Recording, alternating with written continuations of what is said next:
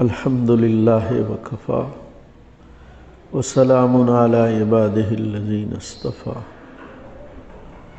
خصوصاً علی سید الرسل وخاتم الانبیاء اما بعد فاعوذ باللہ من الشیطان الرجیم بسم اللہ الرحمن الرحیم وضرب لنا مثلا ونسي خلقه قال من يحيي العظام وهي رميم قل يحييها الذي أنشأها أول مرة وهو بكل خلق عليم وقال رسول الله صلى الله تعالى عليه وسلم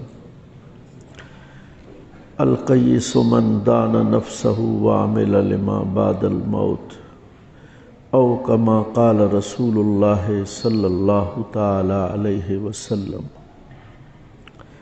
ان اللہ وملائکتہ یصلون علی النبی یا ایہا الذین آمنوا صلوا علیہ وسلموا تسلیما اللہم صل علی سیدنا محمد وعلی آل سیدنا محمد وَأَصْحَابِ سَيِّدِنَا وَمَوْلَانَا محمد وبارک وسلم وصلی علیہ۔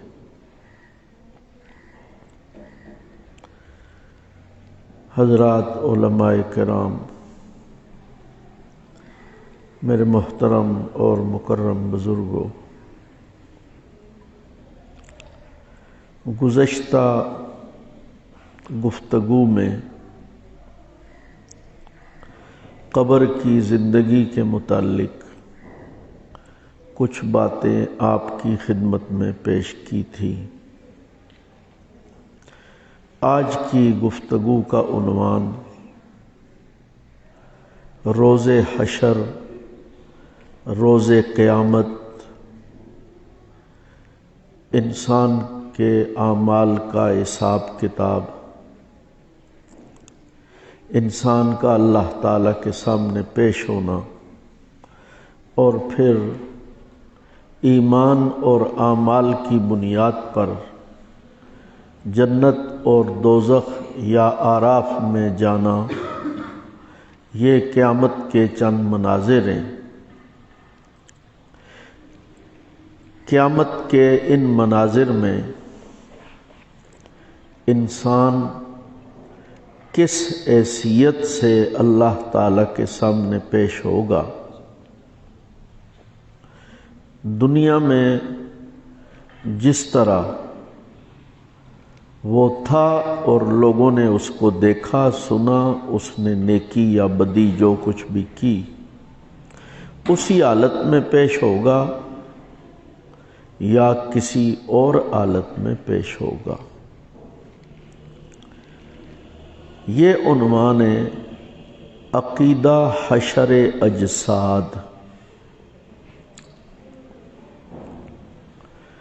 اجساد جسد کی جمع ہے، حشر کا معنی اکٹھا ہونا ہے۔ جس طرح ہم کہتے ہیں حشر نشر، نشر کا معنی پھیلنا اور حشر کا معنی اکٹھا ہونا۔ قیامت کے دن اطراف عالم میں پھیلی ہوئی انسانیت کو جو وفات پا چکی ہوگی، انہیں زندہ کر کے پھر اللہ تعالیٰ کے سامنے پیش کیا جائے گا۔ قرآن مجید نے سب سے زیادہ جس مضمون کو بیان فرمایا ہے وہ حیات بعد الموت ہے۔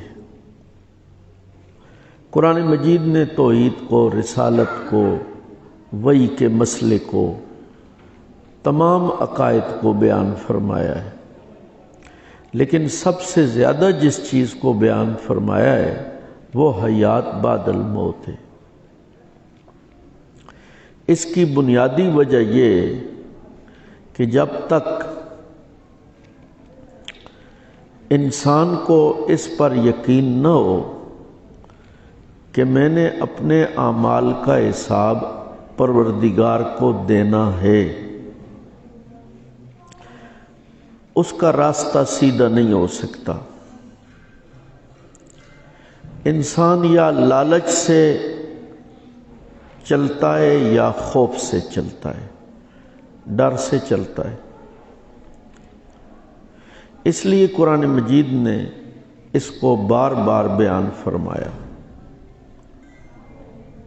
وَلِمَنْ خَافَ مَقَامَ رَبِّهِ جَنَّتَانِ۔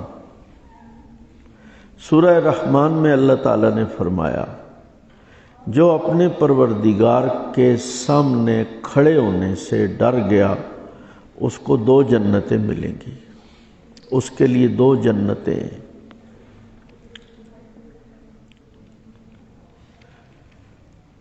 حضرت عمر رضی اللہ تعالیٰ عنہ کے حالات میں، اور یہ واقعہ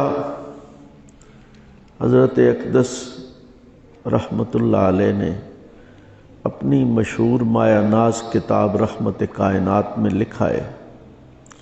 حضرت عمر رضی اللہ تعالیٰ عنہ سورہ رحمان کی تلاوت فرما رہے تھے، قریب قبریں تھیں کچھ، ایک نوجوان کی قبر سے آواز آیا، اے عمر، آپ گواہ رہے ہیں اللہ تعالیٰ نے مجھے 2 جنتیں دی ہیں۔ وَلِمَنْ خَافَ مَقَامَ رَبِّهِ، جو اپنے پروردگار کے سامنے کھڑے ہونے سے ڈر گیا۔ اتبع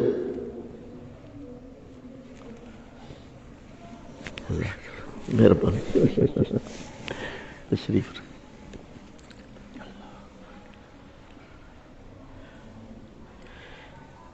تو اللہ تعالیٰ کے سامنے پیش ہونا،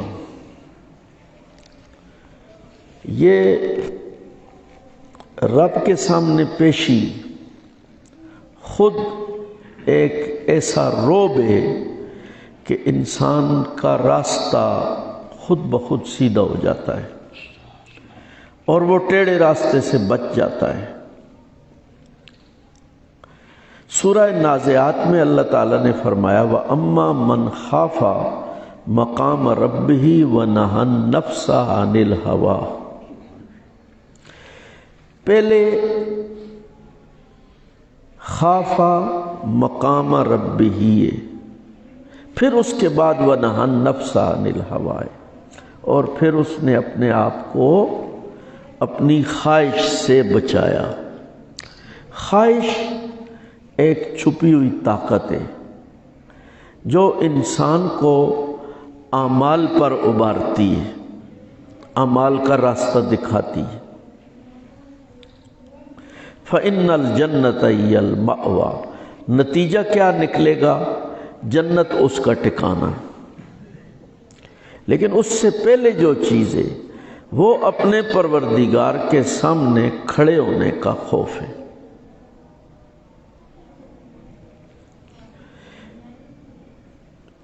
قیامت پر جو یقین ہے، ایک قیامت، جو لوگ جنت دوزخ کو نہیں مانتے، آخرت کی زندگی اور حیات کو بالکل نہیں مانتے، روح کو ہی نہیں مانتے سرے سے، قیامت کو وہ بھی مانتے۔ مثلا اس دور کا سائنسدان بھی یہ کہتا ہے کہ ایک وقت آئے گا یہ زمین ختم ہو جائے گی، بکھر جائے گی۔ اسباب وہ کئی بیان کرتے ہیں، ایٹم بم ہوں گے، یہ ہوگا وہ ہوگا، لیکن اس کو تسلیم کرتے ہیں۔ اس لیے ایک قیامت کا عقیدہ تو دنیا ختم ہو جائے گی، اور ایک اللہ کے سامنے پیش ہونے کا عقیدہ، اپنے اعمال کا حساب دینے کے لیے۔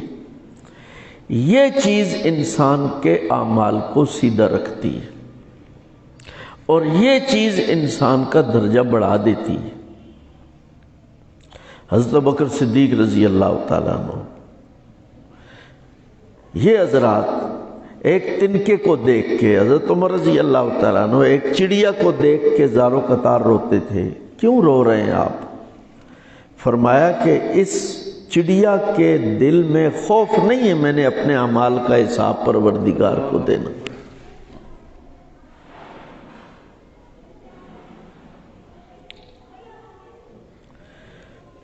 حضرت عیسیٰ علیہ السلام کو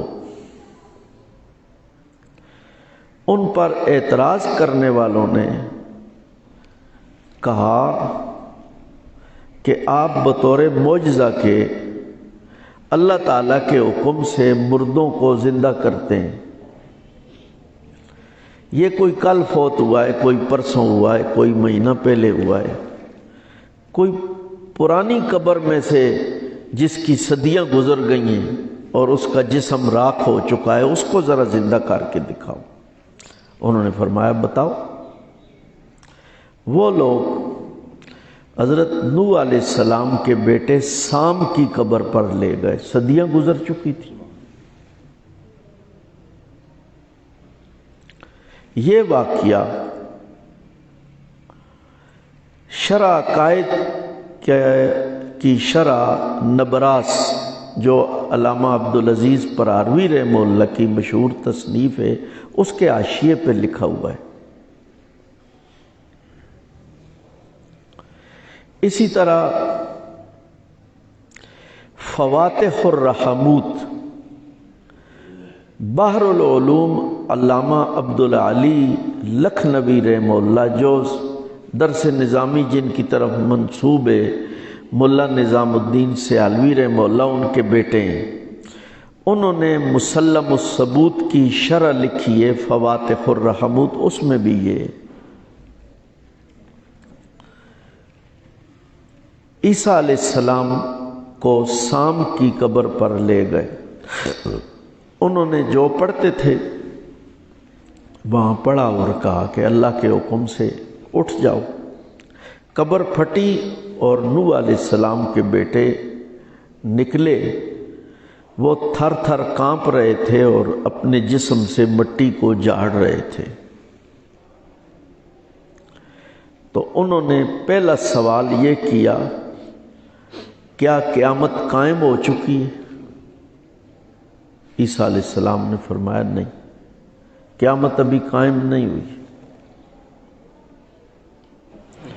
میں عیسیٰ ابن مریم ہوں، میرے بعد محمد ابن عبداللہ آئیں گے صلی اللہ تعالی علیہ وسلم، اس کے بعد قیامت آئے گی. تو وہ قبر میں واپس جانے لگے. عیسیٰ علیہ السلام نے فرمایا اے سام میرے ایک سوال کا جواب دے کے واپس جاؤ. وہ ٹھہر گئے. سوال یہ کہ تمہارا زمانہ ابراہیم علیہ السلام سے پہلے کا ہے، اس لیے کہ طوفان نوح پہلے آیا ہے، اس کے بعد قوم عاد، پھر سمود، پھر لوط علیہ السلام کی قوم پر عذاب آیا ابراہیم علیہ السلام کے زمانے میں، اور تمہارا زمانہ تو بہت پہلے ہے. یہ بالوں کا جو سفید ہونا ہے یہ ابراہیم علیہ السلام کے زمانے سے شروع ہوا ہے. پہلے لوگوں کے بال سفید نہیں ہوتے تھے.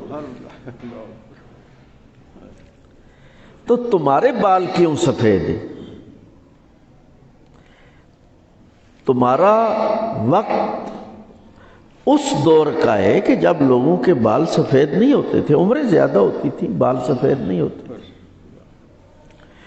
تو انہوں نے فرمایا اے عیسیٰ ابن مریم بال میرے بھی سیاہ تھے، ابھی جب میری قبر کھلی ہے اور میں نے یہ سمجھا ہے قیامت قائم ہو گئی ہے اور ابھی مجھے پروردگار کے سامنے کھڑے ہو کے اپنا حساب دینا ہوگا، اس خوف نے ابھی میرے بالوں کو سفید کر دیا.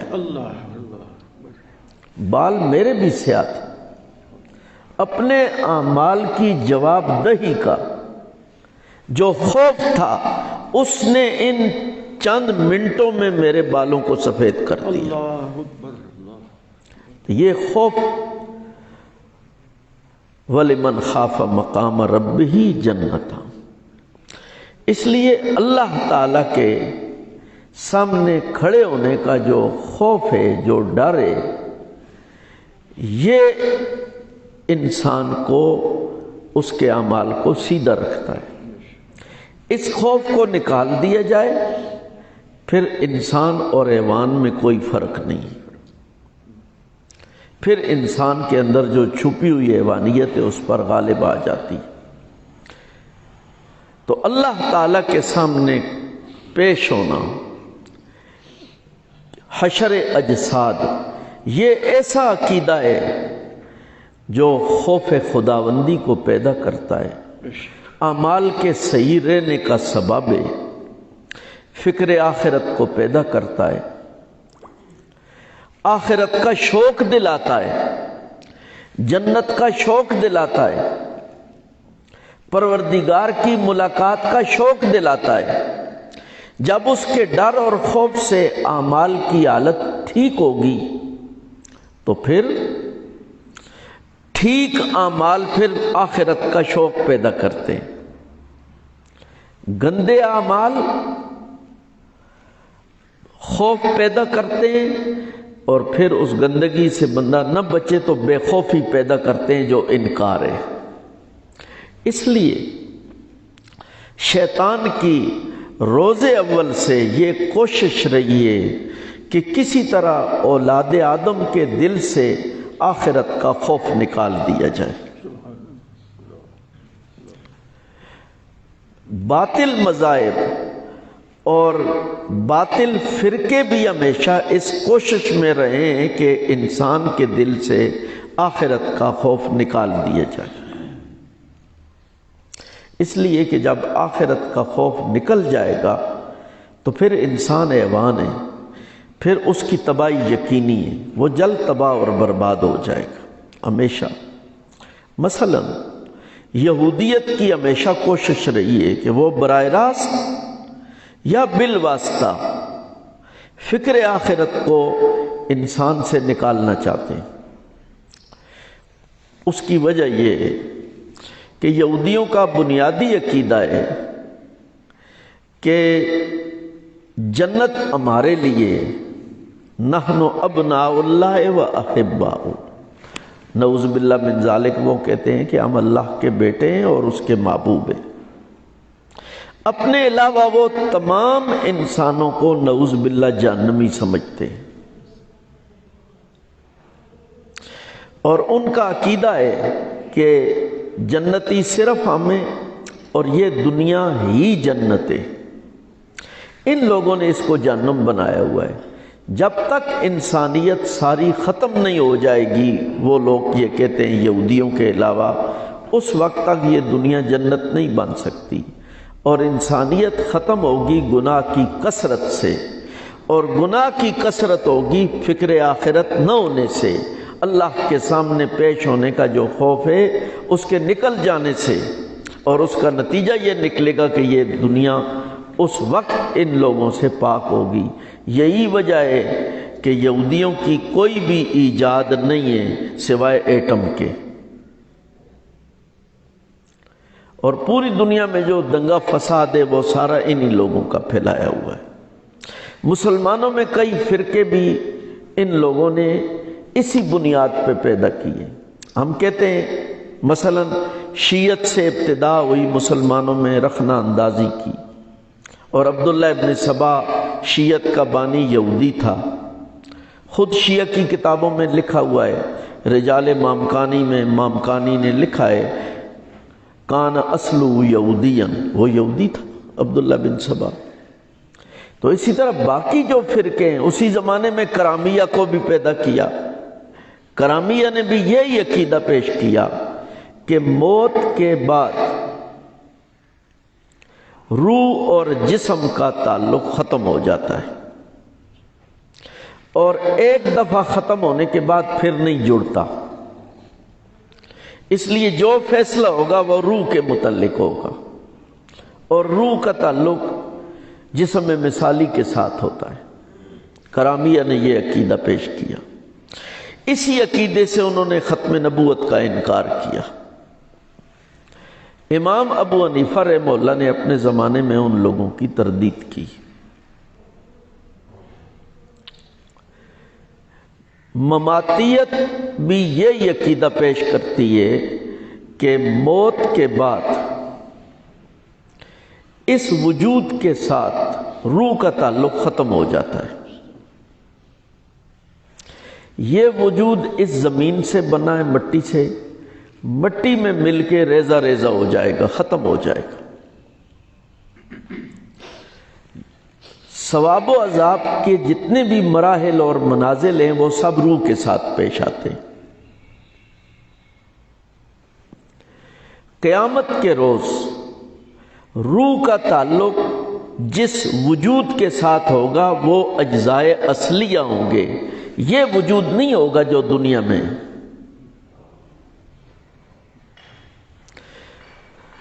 اور حشر اور نشر کے جو اتنے معاملات ہیں وہ اجزائے اصلیہ اور روح کے ساتھ ہوں گے۔ جنت اور دوزخ کا معاملہ بھی اجزائے اصلیہ اور روح کے ساتھ ہوگا، اس وجود کا نہیں ہوگا۔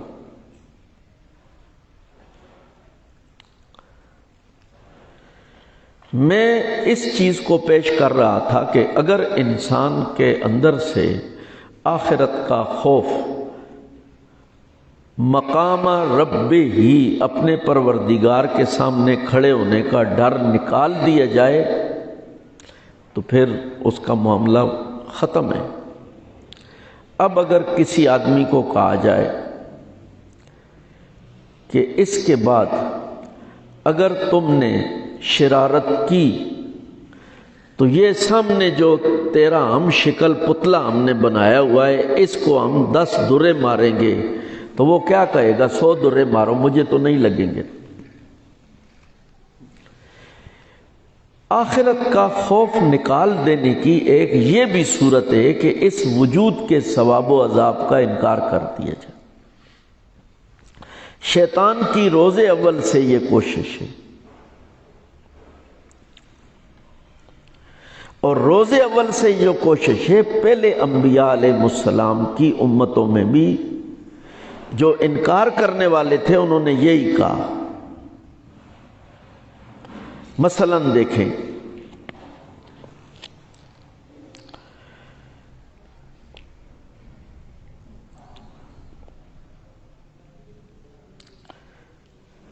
یہ سورہ صافات ہے۔ ان ھذا الا سحر مبین، یعنی نبی علیہ السلام جو کچھ پیش کر رہے ہیں یہ تو کھلا ہوا ایک جادو ہے، ایک جادو کا معنی کرتب ہے۔ اذا متنا وکنا ترابا وعظاما، جب ہم مر چکے ہوں گے، ہم مٹی ہو چکے ہوں گے، وَإِنَّا لَمَبْعُوثُونَ، ہم اٹھائے جائیں گے۔ أَوَآبَاؤُنَا الْأَوَّلُونَ، کیا ہمارے گزرے ہوئے آباء و اجداد بھی اسی طرح اٹھائے جائیں گے؟ یہی سوال ان لوگوں نے کیا۔ اللہ تعالیٰ نے کیا جواب دیا؟ قل، آپ فرما دیجئے، نعم، بالکل۔ سوال انہوں نے کیا تھا کہ جب ہمارے وجود مٹی اور خاک ہو چکے ہوں گے پھر کس طرح ہمیں اٹھایا جائے گا؟ جواب میں اللہ نے فرمایا قل نعم، اے محبوب صلی اللہ علیہ وسلم فرما دیجئے بالکل۔ نعم کا کیا مطلب ہے؟ اسی طرح ہوگا۔ اس میں ساری باتوں کا جواب ہو گیا۔ قل نعم وانتم داخرون، اور تم ہی ذلیل اور رسوا ہوگے۔ اب یہ جو بات ہے نبی علیہ السلام کے سامنے کہی گئی تو اللہ تعالیٰ نے فرمایا کہ یہ بات اب کی نہیں ہے۔ قالوا مثل ما قال الاولون، پہلے لوگ بھی اسی طرح کہتے رہے، پہلی امتوں نے بھی اسی طرح جھٹلایا ہے۔ حالانکہ اللہ تعالیٰ نے قرآن مجید میں اصولی طور پر بیان فرمایا ہے کہ تم اس زمین سے پیدا کیے گئے ہو اور اسی زمین سے اٹھائے جاؤ گے۔ مماتیت بھی یہی کہتی ہے کہ انسان اس زمین سے پیدا ہوا ہے، اسی میں جا کے ختم ہو جائے گا۔ قرآن کہتا ہے نہیں، اس زمین سے پیدا ہوا ہے، اسی سے اٹھایا جائے گا۔ دیکھیں میں 4 آیات آپ کے سامنے پیش کرتا ہوں، آپ یہ عقیدہ بھی سامنے رکھیں کہ یہ وجود اس زمین سے پیدا ہوا، اسی میں مٹی ہو کے ختم ہو جائے گا، اور یہ بھی رکھیں جو اہل سنت کا عقیدہ ہے کہ اس وجود کو جو بھی اس کی شکل ہو گئی یہیں سے اٹھایا جائے گا۔ یہ دونوں چیزیں سامنے رکھیں، 4 آیات میں آپ کے سامنے پیش کرتا ہوں۔ پہلی آیت ہے سورہ طٰہٰ کی آیت نمبر 55 ہے، منہا خلقناکم وفیہا نعیدکم ومنہا نخرجکم تارۃ اخری۔ اب کم تینوں جگہ ہے، کم کا مخاطب کون ہے؟ یہ وجود ہے، دیکھیں نا، منہا خلقناکم، اس کا مخاطب یہ روح ہے، روح مال جسد ہے، لیکن دنیا میں جسم غالب ہے، آخرت میں روح غالب ہوگا، دنیا میں جسم غالب ہے۔ اس لیے اللہ تعالیٰ نے فرمایا اس زمین سے ہم نے تم کو بنایا ہے۔ اب روح تو اس زمین سے نہیں بنائی گئی، اس لیے یہاں مراد جسد ہے۔ وَفِيهَا نُعِيدُكُمْ، یہ تدفین جو ہے اسی میں پھر واپس جانا، یہ روح کو دفن کیا جاتا ہے یا جسم کو دفن کیا جاتا ہے؟ جسم کو دفن کیا جاتا ہے۔ وَمِنْهَا نُخْرِجُكُمْ تَارَةً أُخْرَىٰ، اور اسی سے تمہیں نکالا جائے گا۔ دوسری آیت دیکھیں، یہ سورہ نوح کی آیت نمبر 17-18 ہے، وَاللَّهُ أَنبَتَكُم مِّنَ الْأَرْضِ نَبَاتًا، جس طرح زمین سے نباتات پیدا ہوتی ہیں اللہ تعالیٰ نے فرمایا اس طرح ہم نے تم کو پیدا کیا ہے۔ ثُمَّ يُعِيدُكُمْ فِيهَا وَيُخْرِجُكُمْ إِخْرَاجًا، اسی میں تم ڈالے جاؤ گے، اسی سے تم کو نکالا جائے گا۔ تیسری آیت یہ سورہ الاعراف کی آیت نمبر 5 ہے، 5 اور 6، قَالَ فِيهَا تَحْيَوْنَ وَفِيهَا تَمُوتُونَ وَفِيهَا تَخْرُجُونَ وَمِنْهَا تَخْرُجُونَ۔ چوتھی آیت دیکھیں، أَلَمْ نَجْعَلِ الْأَرْضَ كِفَاتًا أَحْيَاءً وَأَمْوَاتًا، زمین کو ہی اللہ تعالیٰ نے فرمایا کہ یہ اسی سے زندہ ہونا ہے، اسی سے مرنا ہے۔ أَلَمْ نَجْعَلِ الْأَرْضَ، الْأَرْض اللہ نے فرمایا، ارض کیا چیز ہے؟ یہی زمین ہے۔ اب قرآن مجید کی 4 آیات میں نے آپ کے سامنے پیش کی ہیں، ان 4 واضح آیات میں اللہ تعالیٰ نے اس زمین کو، اس وجود کو فرمایا ہے، صرف روح کو نہیں فرمایا۔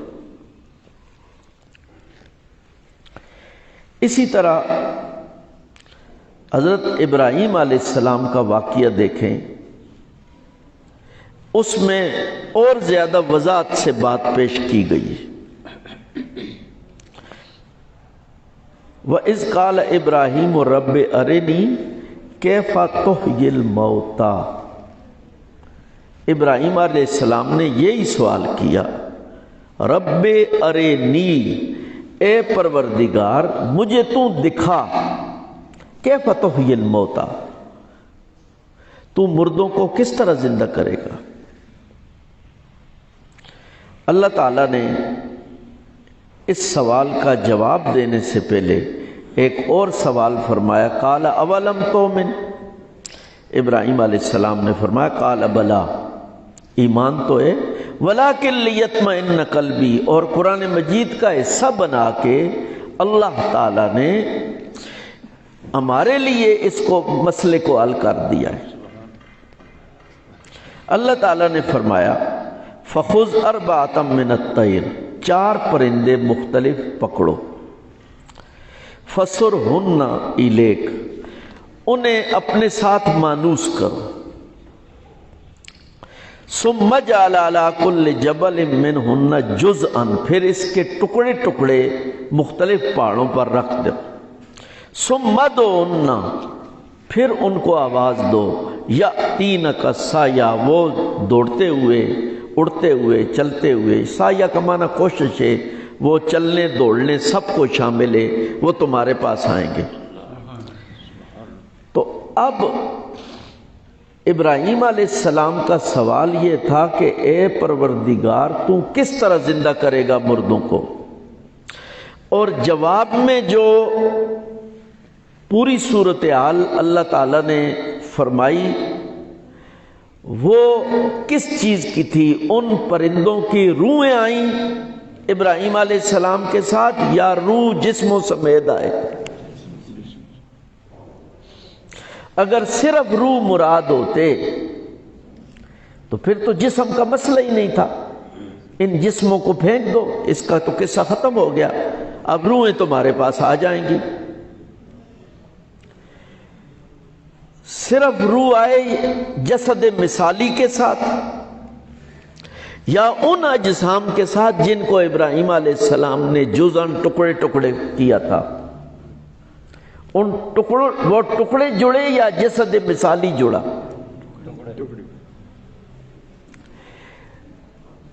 اجزائے اصلیہ کی جو تفصیل مماتیت بیان کرتی ہے، صرف وہ اجزائے اصلیہ آئے یا پورے پرندے آئے؟ اس لیے یہ لوگ کس طرح کہتے ہیں کہ ہم اپنا عقیدہ قرآن سے بیان کرتے ہیں؟ یہ تو سراسر خلاف ہے قرآن مجید کے۔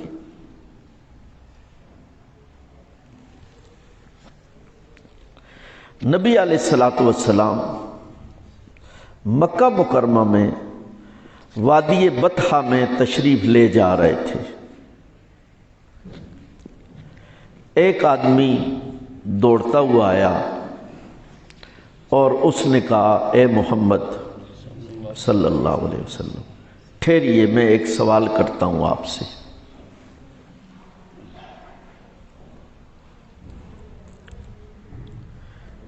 ایک روایت میں آتا ہے، یہ بے حقیقی روایت ہے، کہ وہ امیہ بن خلف تھا، کافر تھا، اور عبداللہ ابن عباس رضی اللہ تعالی عنہ کی روایت ہے جو ابن کثیر میں بھی موجود ہے، معارف القرآن میں بھی مفتی محمد شفیع صاحب رحمہ اللہ نے لکھا ہے کہ وہ عاص بن وائل تھا۔ عاص بن وائل نے ٹھہرایا نبی علیہ السلام کو۔ مفتی شفیع صاحب رحمہ اللہ فرماتے ہیں کہ دونوں ہو سکتے ہیں، اس طرح کے واقعات پیش آتے رہتے تھے، دونوں ہو سکتے ہیں۔ تو عاص بن وائل کے ہاتھ میں ایک بوسیدہ ہڈی پکڑی ہوئی تھی کسی انسان کی، وہاں کوئی صحرا میں کوئی کسی کی کوئی ہڈیاں بکھری ہوئی ہوں گی، کوئی قبر ہوگی، کچھ ہوگی، اس کے ہاتھ میں ایک بوسیدہ ہڈی پکڑی ہوئی تھی۔ تسی کیمرہ میرے تے لا کے آپ سووے نے، یہ کیمرہ تو نہیں پہ ویکھنا، ماں پہ ویکھنا ہے۔ اچھا، تو عاص بن وائل کے ہاتھ میں ایک ہڈی پکڑی ہوئی تھی انسان کی۔ نبی علیہ السلام کو اس نے کہا کہ آپ ان ہڈیوں کے متعلق کہتے ہیں ان کو زندہ کیا جائے گا؟ اللہ اکبر۔ من یحیی العظام وہی رمیم، من یحیی العظام، کون ہے، کس کی طاقت ہے جو ہڈیوں کو زندہ کر سکتا ہے، اور ان ہڈیوں کو وہی رمیم جو مٹی ہو چکی ہیں، خاک ہو چکی ہیں۔ یعنی وہ اپنے وقت کا سائنسدان تھا، یہ سمجھے، اس نے پریکٹیکلی ہڈی پکڑی ہوئی تھی اور اس نے کہا کہ یہ ہڈی، اب ظاہر ہے اس کو تو اس میں حیات کی کوئی رمق نہیں نظر آ رہی، اور اس نے سوال کیا من یحیی العظام وہی رمیم، یہ کون سی صورت ہے؟ سورہ یاسین۔ سورہ یاسین ہے، سارے پڑھتے ہیں۔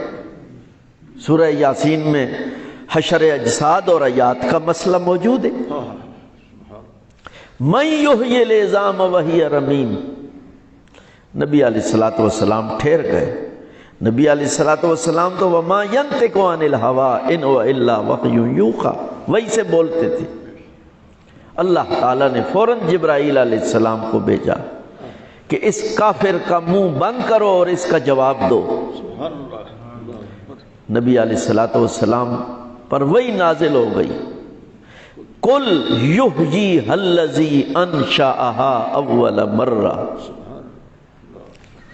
اے محبوب صلی اللہ علیہ وسلم فرما دیجئے اس کافر کے جواب میں، فرما دیجئے یحیی،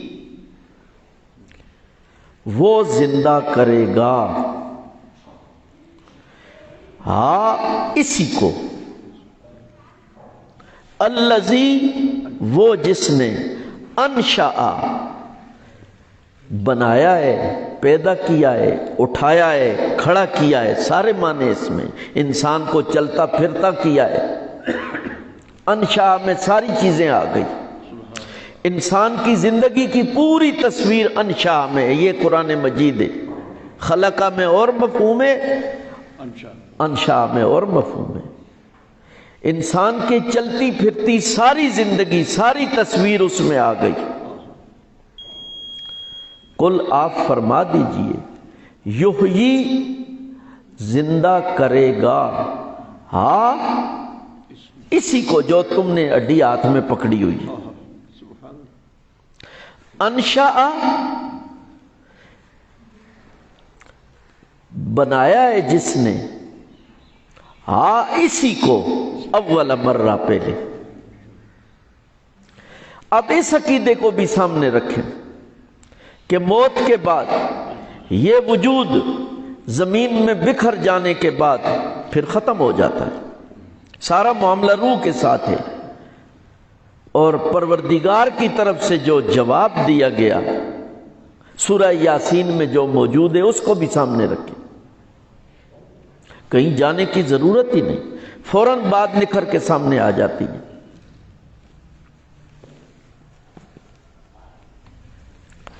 یہ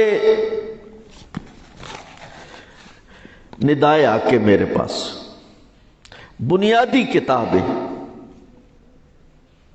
مولانا محمد حسین نیلوی صاحب کی، 3 جلدیں ہیں اس کی۔ 1969 میں 69 میں یہ کتاب لکھی گئی، اور یہ کتاب پوری بھری ہوئی ہے اسی عنوان پر کہ موت کے بعد اس وجود کے ساتھ کچھ بھی نہیں ہوتا، سب روح کے ساتھ ہوتا ہے، اور روح کا تعلق ہوتا ہے تو اجزائے اصلیہ کے ساتھ ہوتا ہے۔ اجزائے اصلیہ کسے کہتے ہیں؟ اہل سنت کی کتابوں میں بھی اجزائے اصلیہ لکھا ہوا ہے۔ اجزائے اصلیہ کا مفہوم مماتیت الگ بیان کرتی ہے، اہل سنت الگ بیان کرتے ہیں۔ مماتیت جو مفہوم اجزائے اصلیہ کا بیان کرتی ہے، اس سے اس وجود کے ثواب و عذاب کا کوئی تعلق باقی نہیں رہتا، اور اہل سنت جو بیان کرتے ہیں اس سے یہی وجود مراد ہے، اور قرآن بھی یہی کہتا ہے۔ اس کتاب میں نیلوی صاحب نے اجزائے اصلیہ کا مفہوم یہ لکھا ہے کہ وہ باریک ذرات ہیں جو کسی آلے سے بھی نہیں دیکھے جا سکتے، اور وہ انسان کے قلب میں رہتے ہیں، دیکھے بھی نہیں جا سکتے، قلب میں رہتے ہیں، ان کے ساتھ تعلق ہوگا۔ یہ اس وجود کے ساتھ نہیں ہوگا۔ سن 1969 میں ندائے حق لکھی گئی،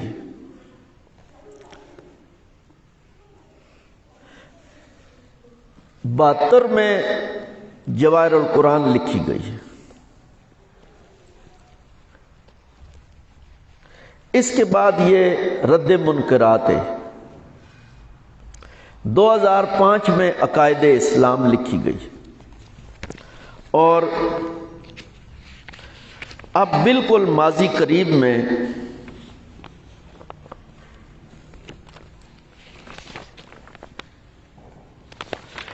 یہ کتاب موت کا پیغام لکھی گئی ہے۔ موت کا پیغام کی سال اشاعت 2014۔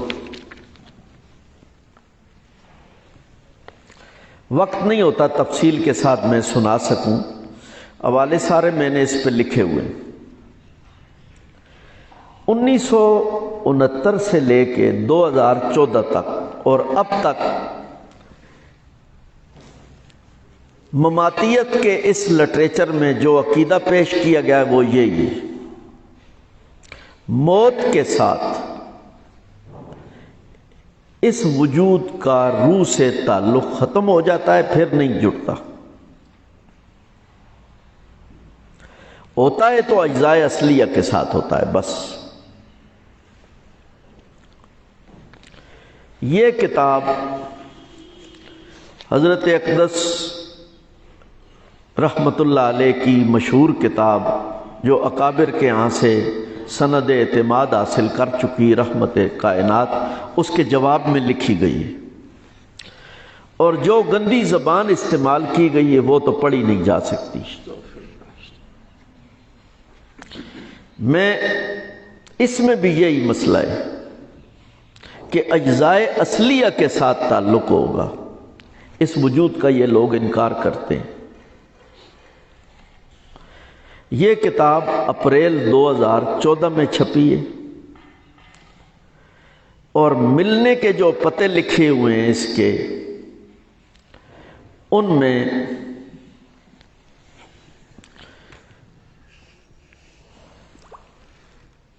آپ ذرا آ جائیں۔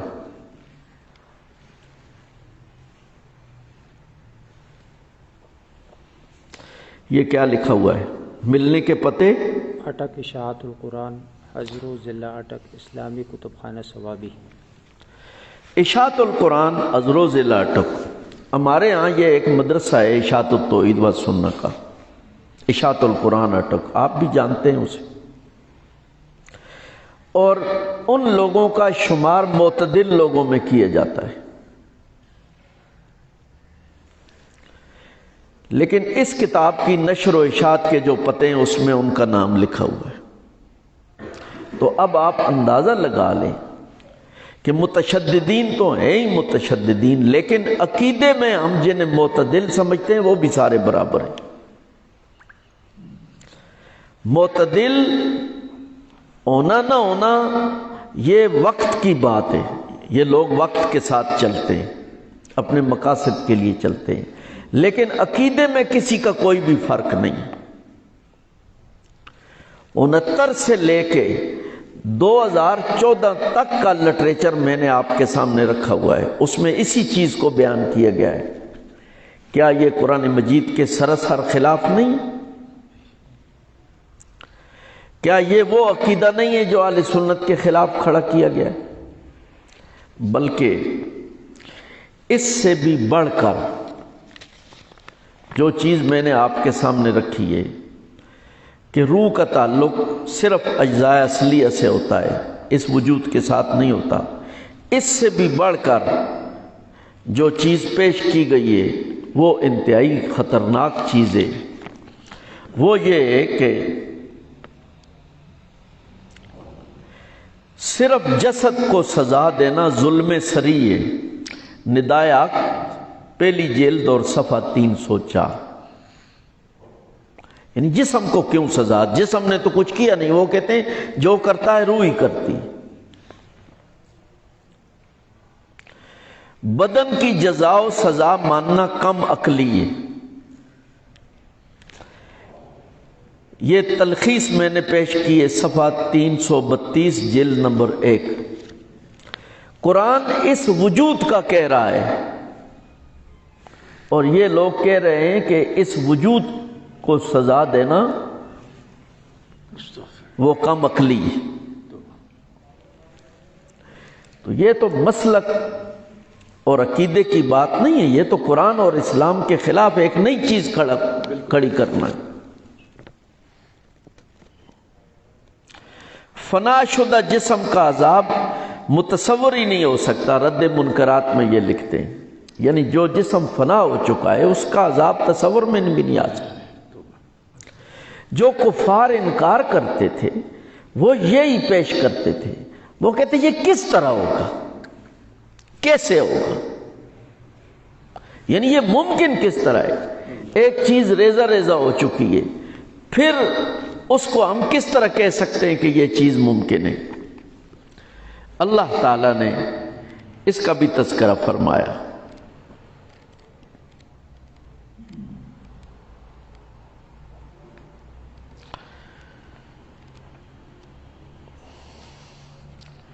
سورہ کاف کتنے سے پارے جی 26واں پارہ ہے، سورہ کاف ہے۔ اعوذ باللہ من الشیطان الرجیم، بسم اللہ الرحمن الرحیم۔ کاف والقرآن المجید،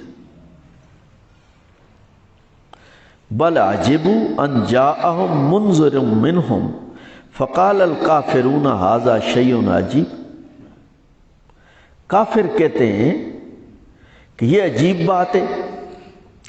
اَإِذَا مِتْنَا وَكُنَّا تُرَابًا، کیا جب ہم مر چکے ہوں گے اور مٹی ہو چکے ہوں گے، ذَلِكَ رَجْعٌ بَعِيدٌ، یہ تو کوئی دور کی بات ہے لوٹنے والی، یعنی بہت دور کی بات ہے۔ رجم بعید عربی میں ناممکن کو بھی کہتے ہیں۔ اس کا جواب اللہ تعالیٰ نے دیا، انہوں نے کہا کہ اذا متنا وکننا ترابا، جو انکار کرتے ہیں وہ یہی کہتے ہیں کہ یہ کس طرح ممکن ہے، یہ ہو نہیں سکتا۔ اللہ تعالیٰ نے فرمایا قد علمنا ما تنقص الارض منہم، یہ ہم جانتے ہیں کہ زمین کیا کرتی ہے ان وجودوں کے ساتھ، یعنی جو حشر اجساد ان جسموں کے زندہ ہونے کا انکار کرتے ہیں وہ اللہ کی قدرت کا بھی انکار کرتے ہیں اور اللہ کے علم کا بھی انکار کرتے ہیں۔ رب کی قدرت کا بھی انکار ہے اور اللہ تعالیٰ کے علم کا بھی انکار ہے۔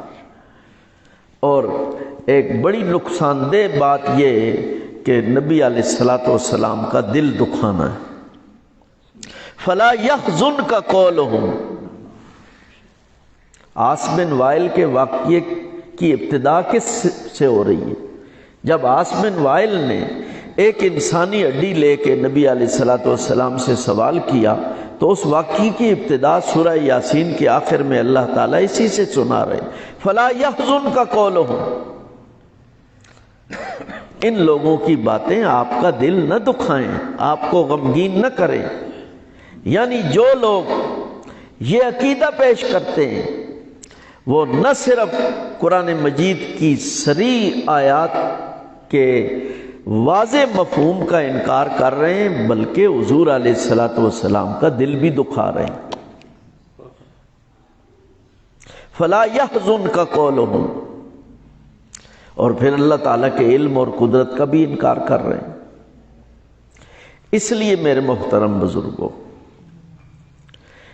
اہل سنت نے ہمیں جو عقیدہ سکھایا ہے وہ یہ کہ موت کے بعد انسان کے اسی وجود کو اللہ تعالیٰ اکٹھا کریں گے۔ مثلا حدیث میں آتا ہے صحیح بخاری میں کہ ایک آدمی نے کہا اپنے بیٹوں کو کہ میری موت کے بعد میرے جسم کو جلا کے راکھ بنا کے پھینک دینا، کوئی دریا میں، کوئی پہاڑوں پہ، کوئی ریگستانوں میں۔ انہوں نے اسی طرح کیا تو آپ نے روایت سنی ہوئی ہے اللہ تعالیٰ نے کیا کیا، اس ساری خاک کو اکٹھا کیا، جمع کر کے پھر اس کو کھڑا کہ تم نے کیوں کیا ہے؟ تو اس نے کہا جی مجھے ڈر لگتا تھا، میں کس طرح آپ کے سامنے پیش ہوں۔ اگر صرف روح کی حاضری ہے تو وہ تو موت کے بعد اللہ کے ہاں ہو چکی ہے، پھر خاک کو ملا کے پھر زندہ کرنے کا مقصد کیا ہے؟ مقصد یہ بتانا ہے کہ اس وجود کی حاضری ہوگی روح کے ساتھ۔ اس لیے یہ قرآن کا بھی انکار ہے اور حدیث کا بھی انکار ہے۔ اور آخری بات جو انتہائی خطرناک ہے اور ایمان کا کباڑہ کر دینے والی ہے، جو اس عقیدے کا غلط نتیجہ ہے، وہ میں آپ کے سامنے پیش کرتا ہوں کہ جب تمام انسانیت کہ وہ وجود جو دنیا میں تھے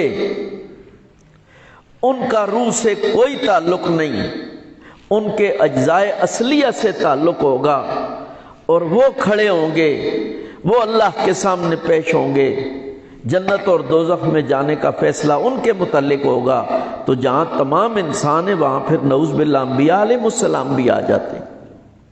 جب تمام انسانوں کے لیے یہ عقیدہ ہے تو انبیاء علیہ السلام کے استثناء کے لیے دلیل چاہیے۔ یہ لوگ کہتے ہیں کہ ہم نہیں کہتے انبیاء علیہ السلام کے بارے میں، کون کہہ سکتا ہے ظاہر، اور اگر کہیں تو کون قبول کرتا ہے اس بات؟ لیکن اگر یہ عقیدہ ہے تمام انسانوں کے متعلق تو پھر انبیاء علیہ السلام کے متعلق جو عقیدہ ہے اس کے لیے پھر دلیل چاہیے، اور دلیل بھی قطعی الثبوت اور قطعی الدلالت ہو، اور عام انسانوں سے اس کا استثناء ہو۔ اس طرح کی کوئی دلیل نہیں ہے۔ اس لیے ہم کہتے ہیں کہ قرآن یہ کہتا ہے کہ تمام انسان اللہ کے سامنے انہی وجودوں سے پیش ہوں گے۔ اب صحابہ کرام رضی اللہ تعالی عنہم نے حضور نبی کریم صلی اللہ تعالی علیہ وسلم کے جس وجود مبارکہ کو دیکھ کر اسلام قبول کیا تھا، وہ وجود یہ دنیاوی وجود تھا یا نیلوی صاحب کے بتائے ہوئے اجزاء اصلیہ تھے؟ وہ تو کہتا ہے نظر ہی نہیں آتے۔ پھر تو صحابیت کا بھی انکار ہو گیا۔ نبی علیہ السلام کے اس وجود مبارکہ کے متعلق کیا مسلمان یہ عقیدہ برداشت کر سکتے؟ لیکن جو عقیدہ امت کو دیا جا رہا ہے، جو عقیدہ پیش کیا جا رہا ہے، اس کا نتیجہ کیا یہ نہیں نکلتا؟ اگر یہ نتیجہ نہیں نکلتا، کوئی اور نکلتا ہے تو دکھایا جائے۔ پھر جو نہیں نکلتا اور وہ عقیدہ ہے تو اس کے لیے دلیل چاہیے، دلیل بھی پیش کی جائے۔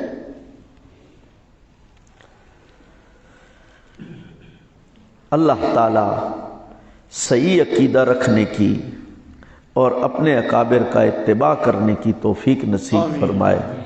میں آپ کی خدمت میں یہ جو باتیں پیش کرتا ہوں یہ ایمان کو بچانے والی باتیں، ہم کوئی اختلاف نہیں ڈال رہے، بد زبانی نہیں اختیار کر رہے، کسی کو گالی نہیں دے رہے، کسی کے ساتھ تمسخر اور ٹھٹھا نہیں کر رہے، بلکہ اصولی طور پر ایمان کو بچانے کی ایک چیز پیش کر رہے ہیں۔ اگر یہ باتیں پیش کرنا غلط ہے، اختلاف اور فتنہ ڈالنا ہے اور فرقے بنانا ہے، تو جو باتیں میں نے پیش کی ہیں ان کی وہ کیا ہے؟ ہم تو اس پھیلی ہوئی بیماری سے امت کو بچا رہے ہیں، اس لیے اگر روکنا چاہتے ہو تو جو بیماری پھیلا رہے ہیں ان کو روکو نا۔ جو ایمان کو روگ لگا رہے ہیں، دیمک لگا رہے ہیں، ان کو روکو۔ جو ایمان کو بچا رہے ہیں ان کو روکنے کا کیا مطلب ہے؟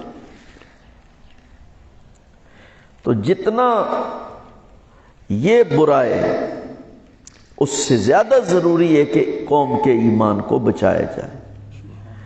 آپ کہتے ہیں نماز نہیں ہوتی ان کے پیچھے، بھائی نمازوں کا مسئلہ نہیں ہے، نماز سے زیادہ اب ایمان کا مسئلہ ہے، اور قرآن کے مقابلے میں قرآن کے نام پر پیش کیے گئے نظریے کا مسئلہ ہے جس کا تعلق قرآن مجید کے ساتھ نہیں ہے۔ اس لیے وہ حضرات جو یہ کہتے ہیں کہ یہ آپ اختلاف ڈال رہے ہیں، فتنہ ڈال رہے ہیں، ہم اس نے زن کے طور پہ یہی کہتے ہیں کہ ان لوگوں نے ان کو نہیں دیکھا، نہیں پڑھا، نہیں سنا،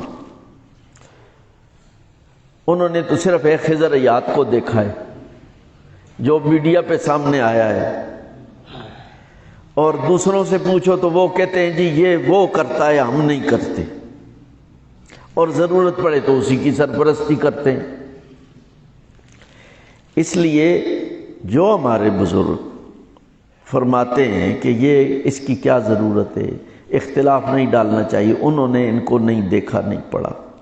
ہمیں ان کے اخلاص پر یقین ہے کہ اگر وہ یہ دیکھ لیتے یا کبھی ہمیں موقع دیتے، ہماری کوئی بات، ہماری کوئی گزارش سن لیتے، تو ہمیں ان کے اخلاص اور ایمان پر یقین ہے کہ وہ کبھی بھی اس طرح کی بات نہ کہتے۔ اس نے زن ہمارا یہی ہے، یا پھر وہ حالات اور اپنے مفادات سے مجبور ہے،